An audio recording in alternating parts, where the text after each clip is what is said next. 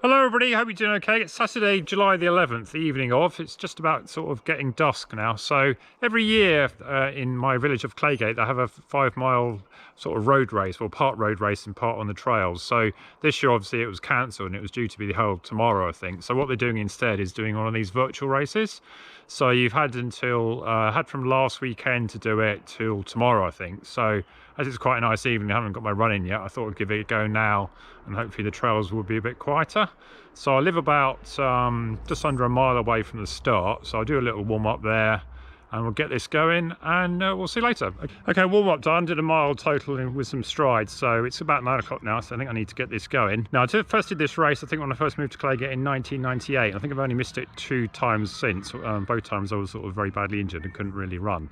So for this, I won it 7 out of the first 8 times, and I've had a few veterans victories, but it's been some years since I won it. 2005, I think my best ever time was 27:03. I used to have very good runs with David Simons. I think the first time he came up, didn't know who he was, and he beat me.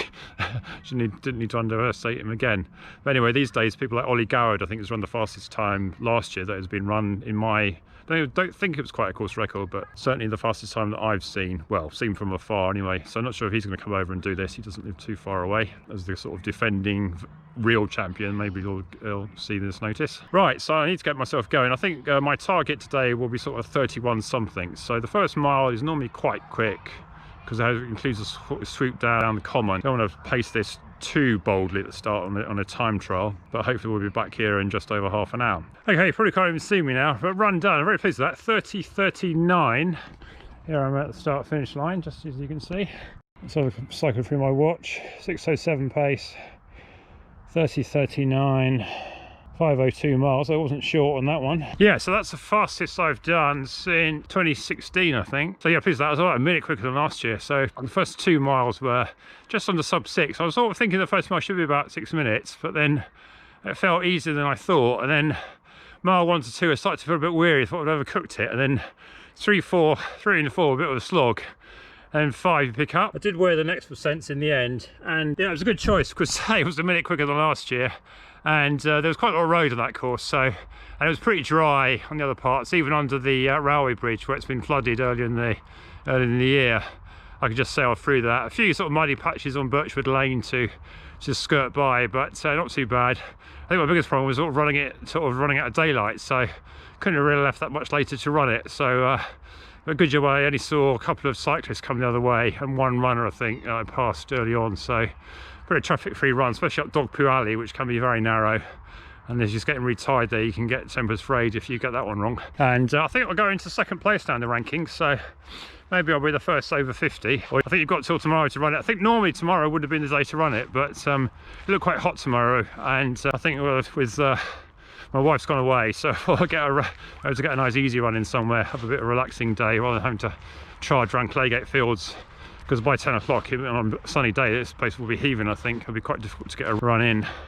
Okay, let's get to something a bit lighter and have a bit more of a chat. Right, so I've come with a bit of light. The gents lose of all places, which are locked. So I hope you can see me better than at the start finish line. Before I take a picture there just to prove I actually did it, and of course I can upload it to Strava, etc. later and post it. So yeah, I'm pretty very pleased with that, because I was sort of thinking that last year I did sort of a high 31 and I felt like I was really struggling. I think the next percents helped as well, because on such a dry course, about half that is quite gravelly, but even on that you kind of feel like your legs sort of saved for later. So yeah, this is my oldest pair of, the green pair is my oldest pair of next percents, or the ones I've done the most miles in. And I had the stride in there as well, so interesting to see what the power is. I don't often wear it now, but I found you only really need to wear it when you're doing hard efforts, because you get a feeling for how fit you are. So yeah, let's have a quick look at these stats again. So there we go, 5.02 miles, 30:39.8, we'll call it 30:39, sounds better than that. 6:07 pace, average heart rate of 149, a max of 156. That shows I was really working, because my max these days is only, absolute max is around about 160, and I haven't seen that for a long time. So aerobic training effect of 4.2, anaerobic of 1.8, and a load of 2.245, which is pretty high. Cadence 185, that's good. I was trying to increase my stride length a bit. I think all the treadmill running helps in that regard.